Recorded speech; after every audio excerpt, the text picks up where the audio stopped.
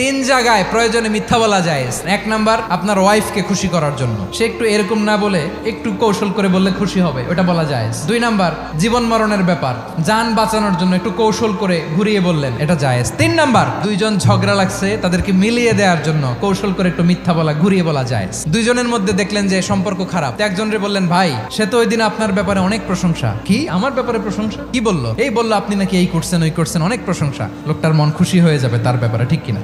আবার তার সাথে যার ঝগড়া, ওরে যে বলুন, ভাই ওই দিন তো সে আপনার অনেক অ্যাপ্রিসিয়েশন করলো, অনেক, সে তো অবাক, কি রে বলে কি? এই যে দুইজনের ব্যাপারে দুইজনের একটু ভালো ভালো কথা বলে দিচ্ছেন, একদিন দেখবেন রাস্তা দিয়ে হাঁটার সময় একে অপরকে সালাম দিয়ে ফেলছে, সালাম দিয়ে বুকে জড়ায় ধরছে, আছে না নাই?